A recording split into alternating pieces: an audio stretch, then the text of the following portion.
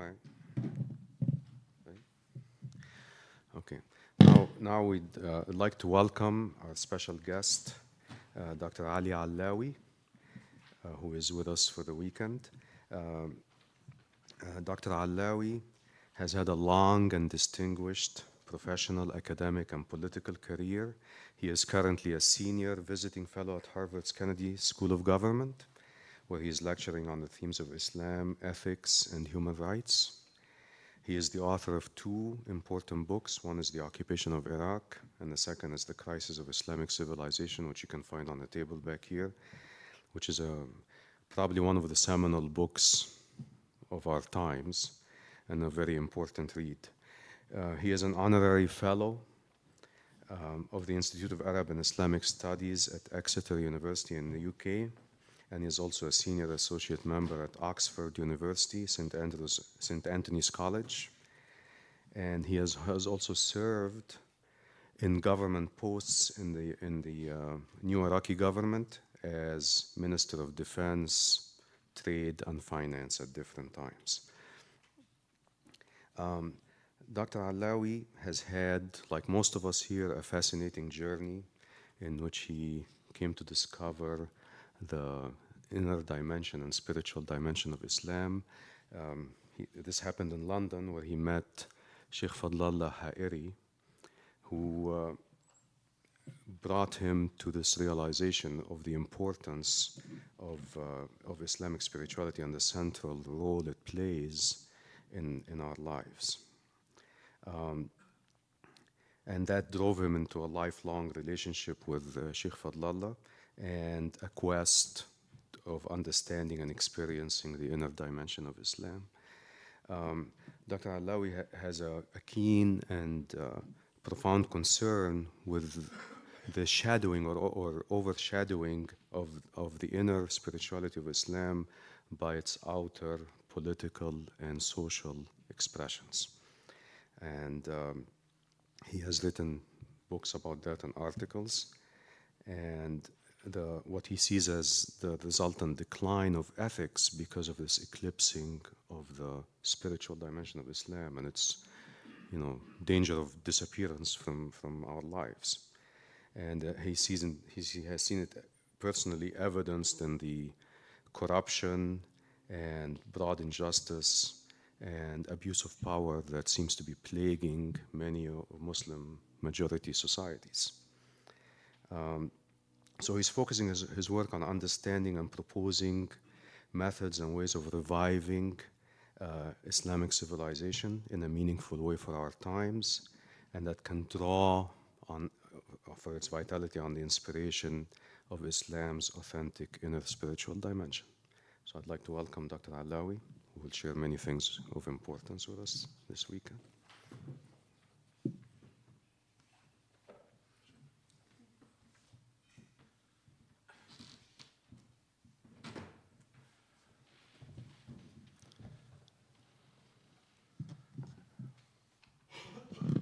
Thank you very much for this kind introduction, Mahmoud, and thank you, Sheikh Kabir, for inviting me to address this wonderful gathering. I'll start by Bismillah ar-Rahman ar-Rahim. Alhamdulillah Rabbil Alameen wa bihi nasta'een. In the name of Allah, the most beneficent, compassionate. Praise belongs to Allah. We don't praise Allah. Praise belongs to Him. We just echo that praise. The Lord of the worlds, both seen and unseen, and to Him we ask, we seek support. I have given the title of this talk, The Recovery of the Transcendent.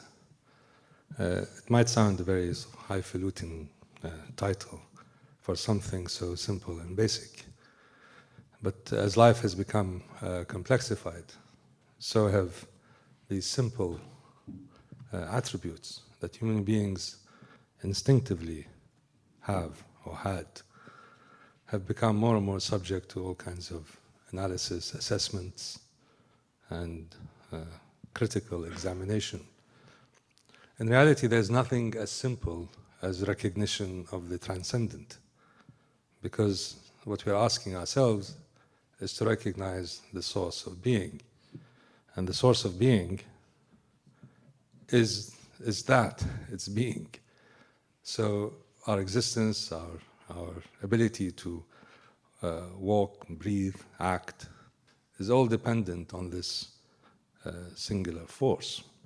And not to recognize it is not to recognize the most elemental and the most basic composition of a human being. So we live in a complex age, and everything has been sliced and diced, including the understanding of what constitutes a human being. But unfortunately, this is what has happened, is that in time, part of the modern or the postmodern condition is a retreat of the knowledge of the transcendent, the retreat in the certainty that we have that there is a dimension or dimensions that go beyond the physical and the material. What was a constant, daily, hourly, even second by second affirmation of that. As Sheikh Kabir said, through every breath that we take, we must recognize that we hang the entire life, the life force, the hayy, hangs on that breath that we take in and that comes out. But the recognition of the unseen has retreated, and with it, of course, our understanding of what is sacred and what is spiritual. And regaining it, trying to regain the knowledge of that, is central, not only to the recovery of ourselves in terms of our overarching humanity, but also recovering the possibility that the works that we do in the outside world, which is expressed in macro terms, is civilization in its entirety, is affected, and sometimes it's affected drastically.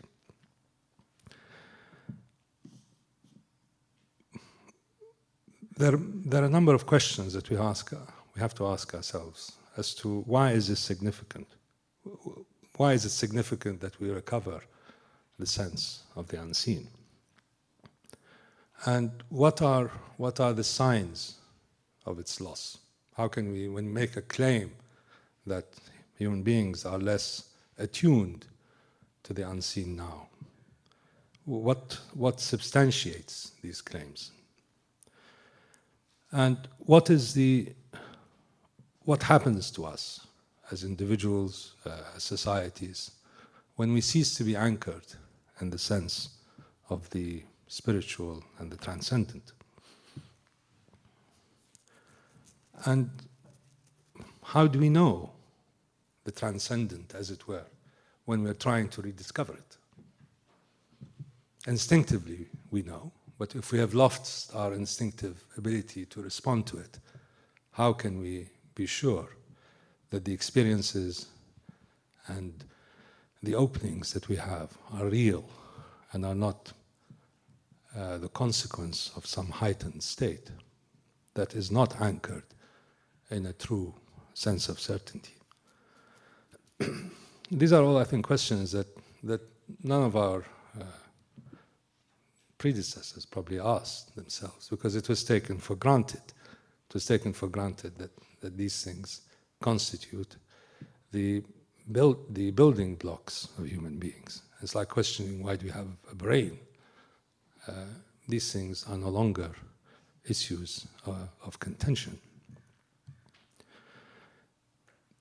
The loss of the sacred has a very, very important set of consequences in terms of our perception of the world and in terms of our perceptions as to what is right and wrong, what is true and what is false. In simple terms, what happens is that we invert things. Falsehood becomes truth, light becomes darkness, inner becomes outer, the material, the gross, takes precedence over the subtle and the luminous. And this sense of inversion creates, as it were, a new truth. And this new truth becomes, in some ways, certified or legitimized, often religiously, I might add, that a new religious consciousness emerges that is in some ways false because it is based on an inversion of values. What happens also is that you have a sense of outer expansion because your outer senses relate to the material world, relate to quantity, relate to matter, relate to sums and weights, and relate to cause and effect. But it comes at the expense of an inner sense of expansion. So inner contraction and outer expansion is the condition that happens when inversion takes place. And the self, the spectrum of the self, which all the great religious traditions, and especially in the Islamic one, the self is not, it is a spectrum. It has a spectrum of attributes, it has a spectrum of defining features, from the lowest, the basest, which is the animal self, to the highest, which is the self that is contented and is at rest and is at peace. Along that spectrum, the loss of the sacred pushes our understanding of the self and the way that we respond more towards the lower aspects. So the lower aspects prevail, while the higher aspects begin to fade, and internally they fade, externally they're expressed as a form of intellectualization, a form of rationalization. So instead of being a person that glides, as it were, along this ladder, this arc of ascent from the lower self to the higher self, we are stuck in the lower self, trying to intellectualize and rationalize our passage to our higher self without having the spiritual, as it were, or the inner technology to do so. We get also a false sense of identity as a consequence. Human beings cease to be, in time, the potential luminous bodies that are able to reverberate with the unseen. We have a loss of freedom. The sense of freedom is inverted. Freedom becomes basically a removal of bounds of the lower self, the removal of bounds over the self, trying to express its individual, in many ways, its lower, baser elements. And we begin to have an inversion of what the meaning of rights and duties are. They become opposite to what they originally had been intended for.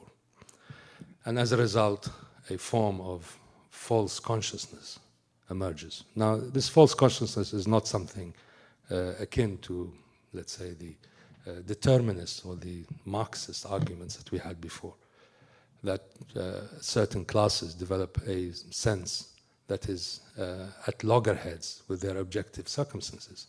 This is actually a reality, that we develop an understanding of ourselves and our relationship to the outside world in a way that is inconsistent with the understanding and demands of a complete or completed human beings. And the displacement of this consciousness has a profound effect on the sense of the spiritual. Rather than have an instinctive connection with it, for a lack of a better word, a cosmic understanding of consciousness, it becomes something that is sliced and diced, or something that is contained in religious dogma. And it is my own belief, and actually I think it's a certainty, that as this continues, the singularity of human beings, which is their ability to move up the arc of existence and consciousness, from the base to the most luminous, is lost. And that, to me, becomes the age of the end of man. That doesn't mean it is necessarily going to happen. I do not believe that we've started a process which will end with the end of human beings as spiritualized entities able to connect with the unseen. But the process has gone for a very, very long time, and a great deal of effort has to be exerted to recapture, as it were, the higher ground. So, where do we start? Of course, we start the yearning of man for a connection with the unseen is always there. If it's completely eliminated, then the last man or the last person will be that person who has the ability to connect with the cosmic order. So, if that yearning exists, if that sense of quiet dissatisfaction always rings in a person's soul, then hope is certainly there, and it is something that one can build on, and one can work on in order to create the conditions for the recapture of this spiritualized entity which is able to open to the unseen.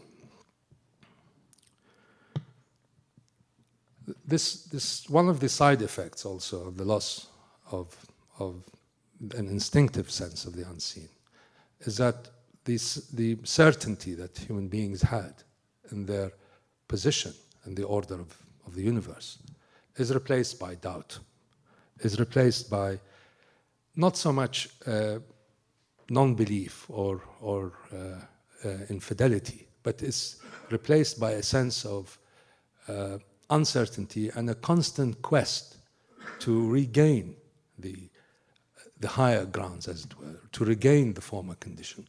It becomes, in some ways, a lifelong quest of serial experimentation to try to regain the sense of certainty with which human beings before instinctively possessed. And I'm sure all of us, being born and raised in environments where the outer is so prevalent over the inner conditions of a human being, that we feel that at the edges there is this loss of instinctive awareness and instinctive certainty, which requires us to experiment in order to find the right pathway back. And some of us seek it in a form of authoritative structures where it's a top-down approach, where we are told that if you do a certain set of actions, if you do a certain set of rituals, if you possess certain beliefs and certain ideas, that certainty will come back to you again. Others try to rationalize it, to see it in the form of constantly intellectualizing the argument and trying to use their rational faculties to somehow approach the gateway to the unseen. Others go back to tradition, to see it in the form of orthodoxies, that if we abide by certain orthodoxies that have been tried and tested through time, that somehow we will regain that powerful sense of connectedness. But I think in the end it is to do with experience. If we do not experientially regain this sense of the transcendent, so that it is embedded in our persona, as it were, it's embedded in our nature, it will not have the same definitive permanence that we would need in order to recapture the sense of the transcendent. And to a large extent, all the various pursuits that are taken in order to achieve the circumstances by which the spiritual becomes re-embedded in a human being don't lead to the final definitive conclusion that an experience would. if you experience something, experience it both physically, if you, mentally and spiritually, it will tend to have a far higher impact and far higher degree of prevalence than if you try to intellectualize it, or if you simply follow authority, or if you follow orthodoxies or tradition. So experience and having this opening, which you feel overwhelms you, is, I think, a precondition, one of the preconditions of regaining the sense of the spiritual. In my case, there are certain access points which are left by the grace of the Creator in order for us to have a manual, as it were, that would allow us to plug in or to reconnect whenever we are at a state of loss or at a state of doubt. And all the questions that I earlier posed as to why is this significant? How do we identify it? How do we try to reconnect with it? How do we regain it? Is answered by these twin approaches. And I think they are necessary to each other. They prop each other. One of them is to experientially recognize the presence and the prevalence of the unseen in our daily life. And this will have to come through a series of practices and a series of exercises, spiritual exercises. And the other one is to look at the eternal keys that have been left behind for us to use to open the doors. And one of the keys for those of us in a certain tradition, of course, are the scriptural works. And in the case of Islam, obviously, they are the Noble Quran, which, again, looking at it from the perspective of a person who is immersed in the oneness of existence, begins to unlock its secrets, begins to unlock its secrets as an ocean of enormous insights that encompasses the entirety of being. Now, this might be a mouthful for a person who reads it in translation, or it might be a mouthful for a person who does not necessarily immerse oneself into that. But it can have that effect if one is appropriately oriented and approaches it with a degree of courtesy, so that you don't look at it as a science textbook, you don't look at it as a rational document, as a document that appeals to reason. It does, but more. It is a text that has in it the keys to unlocking and the gateway, as it were, to the unseen. And if you do not start, if your starting premises is not a belief in the unseen, you might not have the certainty, but a belief in it, then it will not reverberate, and it will not have the desired effects. And within this immense body of wisdom, there are areas in it that are highlighted given your circumstances and your conditions. And one of the areas that I would like to explore is, what does the Quran say about the recovery of the transcendent? What does it say about human beings, their nature, and what they have to cultivate and what they have to nurture in order to regain that quality? And I've chosen one of the verses of the Quran, and it's called Surah Al-Asr. It's a very short chapter of the Quran. It is composed of 6 or 7 ayahs, and I'll read it out to you in translation. I'll read it in translation and then compare and contrast it to what I think is its true meaning. That is why in many cases, knowledge, I'll come back to that, knowledge of the language, or at least the few hundred words that are necessary in order to unlock the secrets of the book, are essential for any true seeker. So with your permission, I will just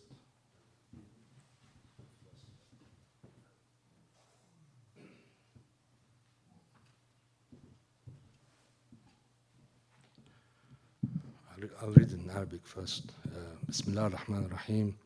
وَالْعَصْرِ إِنَّ الْإِنسَانَ لَفِي خُسْرٍ إِلَّا الَّذِينَ آمَنُوا وَعَمِلُوا الصَّالِحَاتِ وَتَوَاصَوْا بِالْحَقِّ وَتَوَاصَوْا بِالصَّبْرِ. It's translated, I think, by Muhammad Asad as, in the name of God, the most gracious, the dispenser of grace. Consider the flight of time. Verily, man is bound to lose himself until he be of those who attain to faith and do good works, and enjoin upon one another the keeping to truth, and enjoin upon one another patience in adversity. This is a good translation. In fact, it's a very good translation, but I believe it is not a correct translation. I'm not here to denigrate Muhammad Asad, who's a great man and who spent the better part of his life doing the translation. But if you take the Arabic, and here I'm speaking about the Arabic of the Quran, not the Arabic that I speak or my friends and family and others speak. This Arabic is no longer the language that unlocks the sacred. It's a common vernacular like any other language. It has lost its capacity to relate to the sacred structure of the language. I'll come back to that later, inshallah. But the way that this chapter has been translated is a straightforward, as it were, call for a person to do good works, to enjoin others to do good works, to enjoin others to seek the truth, and to be patient in sickness and in hardship and in good times and bad times. It's a morally and ethically correct posture. But that translation in itself tends to reduce the effectiveness of that verse or that chapter to open up the knowledge of the unseen. It's more than a homily, but it does not have the vibrations that allow a person to immediately wake up and say, this is a key that I have to use to unlock the entry to the unseen. And it is both a fault of the way that translations take place and also a flaw in the understanding of the Arabic language. The Arabic language has been reduced to being a term, a language of a certain group of people to whom the Quran first descended. And therefore, knowing the language of those people and the way that that language has evolved allows you to access the true meanings or the inner meanings of the text. The reality of the matter is that the Arabic of the Quran is a universal language. It is not a language purely designed for use by the Arabs, and therefore you have to learn all of the circumstances that the Arabs used in order to come up with these words. It is a modular language built on certain basic building blocks. Each word in Arabic has a root, and these roots are generally 3 letters. And out of these roots, a myriad of terms and explanations and nuances come. To try to limit the significance of these roots to a structure, a formal structure, destroys the ability of using that language as a tool of the sacred. And I think you will, as I go along, you will see what I mean by that. I'm not trying to make an esoteric reading that puts into the words more than they can carry. This is not the case. The case is that an appropriate perspective on it, by its very nature, will have both esoteric and exoteric identifications, and has to, by its very nature, cover both aspects. If it covers only one at the expense of the other, it's incomplete. If it covers the outer at the expense of the inner, it's incomplete. If it covers the inner at the expense of the outer, it is also incomplete. The first term that we have is wal asr. Asr, in the way that it was translated, can mean time. It can also mean epoch. It can also mean an age. It can also mean time of a short duration, or it can also mean an entire spectrum of time. In this particular case, when God in His wisdom used the invocation wal asr, it means in all ages and in all periods and in all epochs and in all civilizations, man is at a loss. That's an affirmative statement. The starting verse of this chapter is, in all ages, epochs, times, and civilizations, in all periods where time, which in itself tends towards chaos and anarchy, time, not space, man is at a loss. But then it's qualified, except. So at the opening verse, there are three different phases to it. One is the understanding of time. And by understanding time, we have to also know what non-time implies.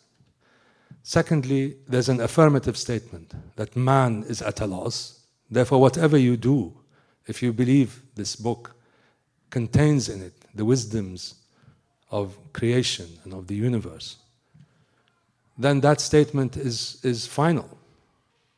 But then the exception comes. And the exception qualifies the finality of the statement. And each one of these has its own order of intelligibility, as it were. So when Allah subhanahu wa ta'ala, when God says, invokes time,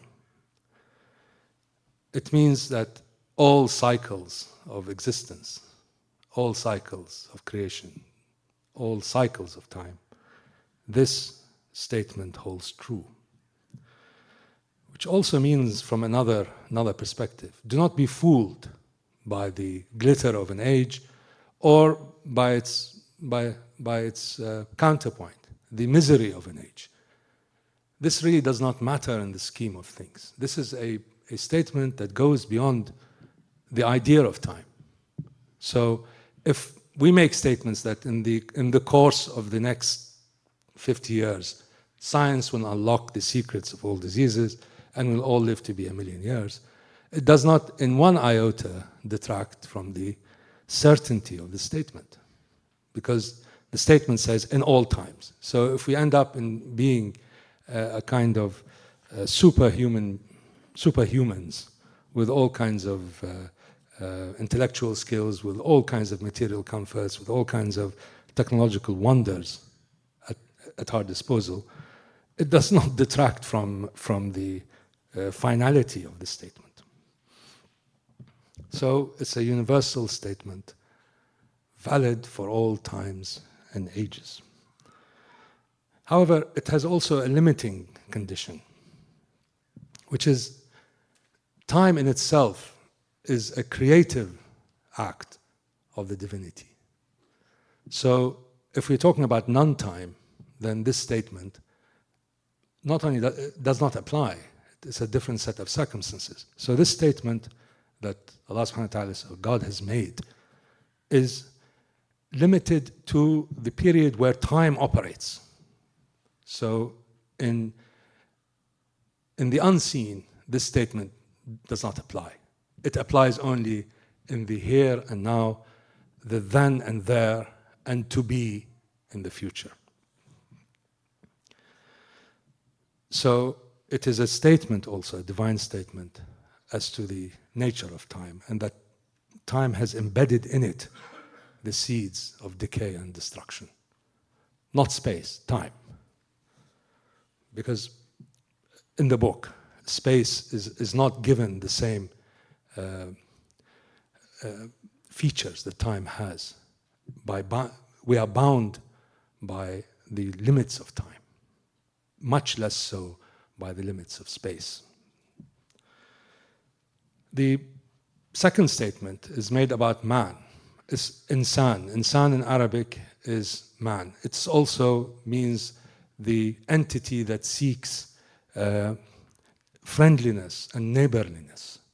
It is also the entity that forgets. The word to forget in Arabic is nisyan. And insan is from the same root word.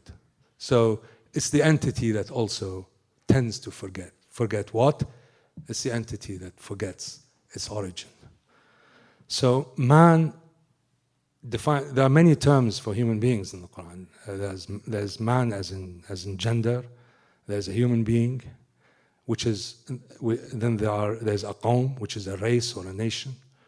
And then there is this macro definition, as it were, overarching term for human beings, which is insan. So it applies to every sentient creature, Homo sapiens, as it were, men and women. And this creature, which has a tendency to forget, but has a tendency also to collect together, that entity is at a loss. So all of us, within time, are at a loss. Now, the term loss also in the Quran has many, there's a straightforward gain and loss. There is also a loss in terms of losing something that is essential, which is also embedded in the word at a loss. So the kind of person that the Quran is defining as the entity that will be at a loss is the person that seeks to replace the essential attributes that belong to God and expropriate them for himself or herself. The person, the Promethean man, the man that thinks that there is no limit to their expansion, his or her expansion. There's no limit, there's no boundaries to his and her ability to expand in outer and inner knowledge. That type of prideful man, that type of prideful human being is what is expressed in this verse. And that prideful human being in all ages, times, spaces and civilizations will be trading at a loss, trying to gain what does not rightfully belong to him, is in itself a losing transaction. This also tells you that there is no possibility of the completeness of a human being simply by seeking outer power and outer wealth and outer expansion. You do that, you may do that, and you may succeed, but you will only succeed by a commensurate decline in your ability to recognize the transcendent. And when that happens, then that definition of man no longer applies. It becomes basically the age of non-man, a person, an entity that does not have the capacity to reflect and remember, because remembrance is the opposite of forgetfulness. So if you cease to have the capacity to forget, you don't need to remember anything. Then you move from being the insan that we talk about, man, into something else. So the drive that we all have to try to dominate the outer world, in and of itself, may not be a bad thing. But if it's done without courtesy, without appropriate recognition to the source of that power and authority, then we are doing so at a great, great risk to our essential humanity. But then God, in His wisdom and in His grace and in His mercy, creates an accepting condition. Illa. And illa in Arabic is a definite exception. So if you follow the exception, the rule is negated. So who are those who through their actions, through their ideals, through their rituals, create the accepting condition where man will not end at a loss. Here we have the limiting factors. Who are these people? First of all, إِلَّا الَّذِينَ آمَنُوا, except those who have faith. Now, faith is not necessarily a type of inner acknowledgement of a cosmic reality. That would be the normal understanding of faith. It is taking things basically on faith, that is, things that are not necessarily corroborated by physical and by spiritual evidence, as it were. Faith, the Arabic word for faith, comes from the root word of being secure. It is secure in knowledge. So it is not so much an instinctive recognition. It is more to do with certainty that comes from constant engagement with the seen and the unseen. So faith is more than the normal or the dictionary definition. It is to do with a state which is absolutely secure in its knowledge. It is a form, in fact, of certainty. The next stage of this kind of faith is certainty. And the Quran and all the great scriptures privilege certainty, which comes from experience and knowledge, over a simple corroboration that comes from an instinctive or instinctual response. Faith also, in this sense, is one of the attributes of God in the Quran. He's known as Al-Mu'min. Now, you might ask, why would God be given the attribute of the faithful? In that sense, the word faith does not apply. What applies is the sense of the word that the faithful as the person who imparts security to others. The actual bedrock of certainty is what the word faith as applied to God implies. So it requires the accepting circumstances, defines the person of faith as a person who is tending towards certainty of knowledge, tending towards a rootedness in the affirmation that all power and all authority emanates from this single source. So those who have faith and those who do good works, الَّذِينَ عَمِلُوا الصَّالِحَاتِ. Now, it is not, the word work in Arabic is not just laboring. It is laboring for a purpose. It is laboring for an end. It is laboring for the sense of elevating the actual outcome of one's labor. That you do it with the intent of increasing, as it were, the value of the object or the act of labor. So conducting good works in this sense is those persons who work, who act out in the world, who seize the opportunities, who seize the chances, but do it in the firm belief that it will enhance and expand their ability and knowledge to connect with the unseen. The translation that I read you goes on to say, those who enjoin the truth. The reality is that this is not the exact rendering of the word tawasaw. The word tawasaw, the root word, comes from the word wasi, which means to urge, to recommend, to will something, to direct something. So when you say they are there to enjoin the truth, what it really implies that they are confirming, or they are willing they are driving, as it were. They are driven in the direction of the truth. The translator says enjoins the truth. The word is not enjoin the truth. The word is to will and to drive within and by the truth, which is an entirely different matter. The word bilhaq in Arabic is not the same as if God implied that we should enjoin the truth between us. The word would not be bilhaq. It would be watawasaw al-haq, without the ba. That ba being the critical definition, the critical twist that is given here, is that whenever we will the truth is different from being willed by the truth.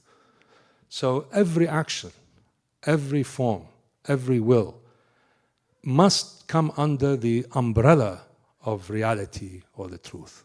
Now, haqq in Arabic has been translated as truth. It also has the meaning of reality. And reality in its cosmic sense is none other but one of the attributes of God. In the great Sufi orders, another word for Allah, another word for God is al-haq. So haq in this context is those people who are not going to be at a loss, are those who act and drive towards the truth within the truth.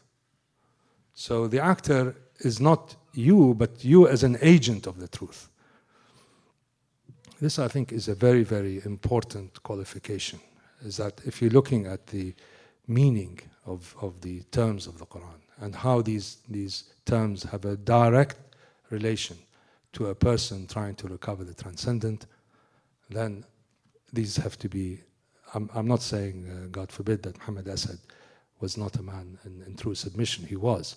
But it is very easy to make a literal translation without understanding that a change of inflection or a change of term can have a profound effect on the meaning.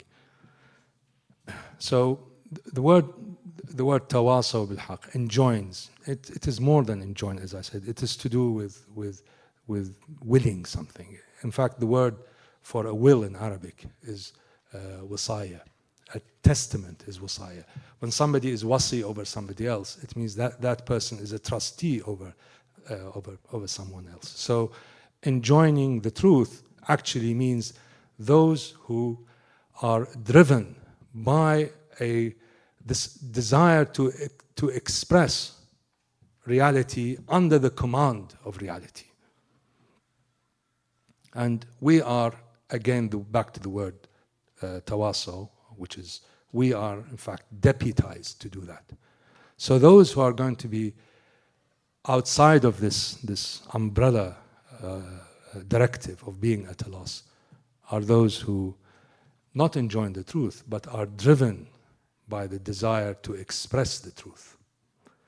And the same thing applies for enjoining patience. And the translator says, in adversity. The word, one of the divine names of God in the Quran is Al-Sabur, which means the all-patient. Now, in reality, it might be a bit perplexing why God would have the attribute of the patient.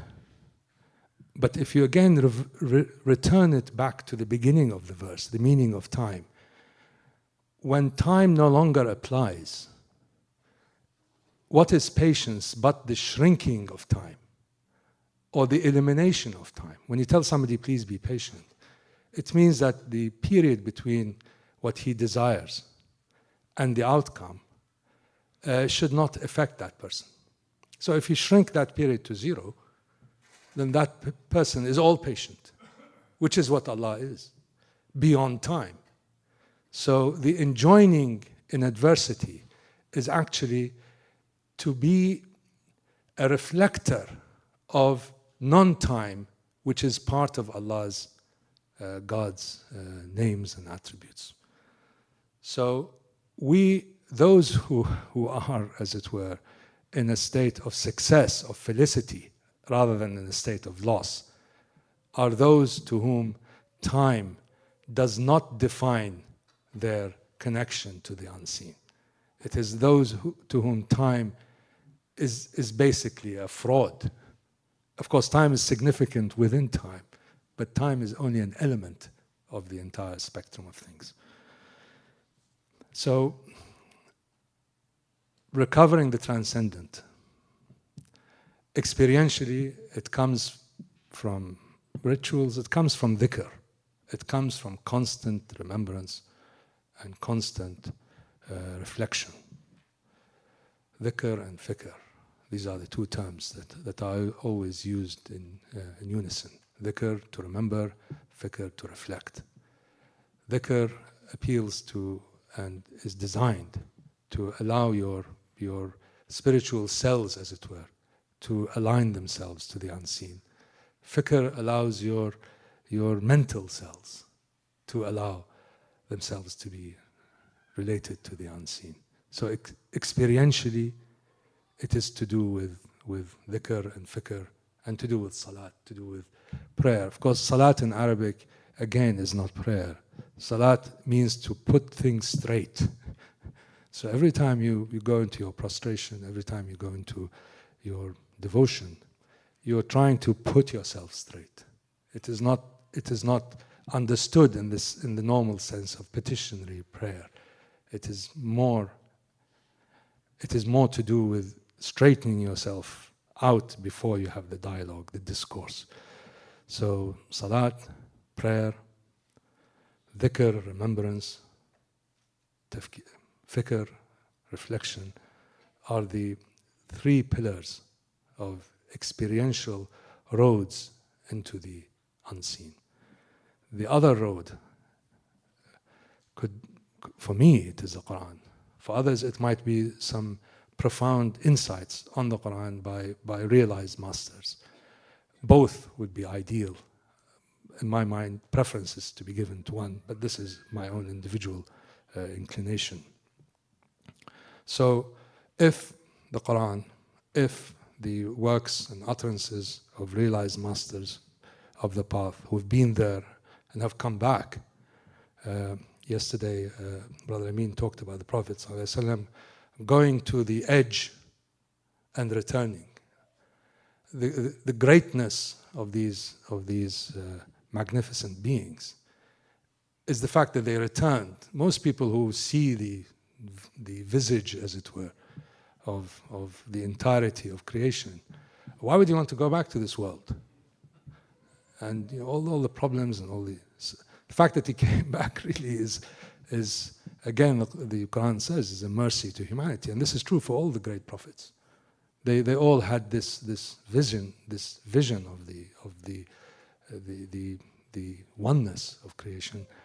And in the case of the Prophet, of course, he came, as the Quran says, within 2 bows' length, قَابَ قَوْسَيْنَ وَأَدْنَى. So he, from here to there, at a point where the other luminous beings, like the I don't know if Jibreel was an archangel or not, but he was given the name of Jibreel. They withdrew. They said, this is the end. We cannot go beyond this point. This is the low tree of the ever distant point. Sidrat al-Muntaha in the Quran. And those who would like to reflect more on it, it's in Surah Al-Najm, which is the chapter of it's called the stars, or the star. So, and as Amin said yesterday, you don't see with your physical eyes. The Quran says in the same surah, وَمَا كَذَبَ الْفُؤَادُ مَا رَأَى. The heart did not deny what it saw. So the eyes did not see, the heart saw.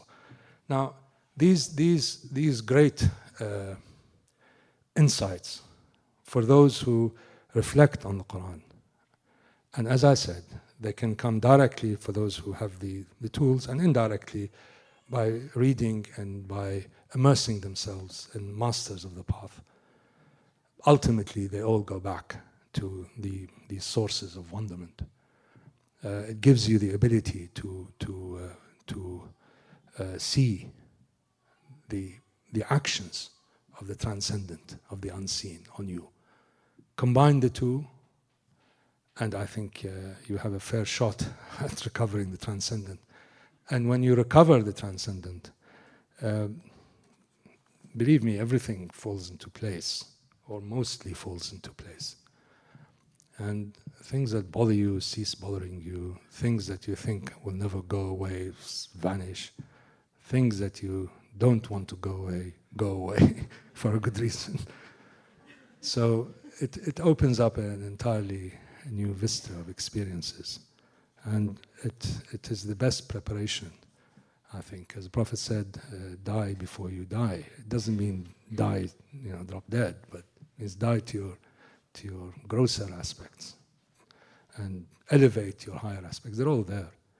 So the spectrum of the self, this is another talk on the cosmology of the self, but if you believe that the dial is towards the denser, grosser side, and you still have that link to the unseen, but you sense it like water in your hands is seeping away,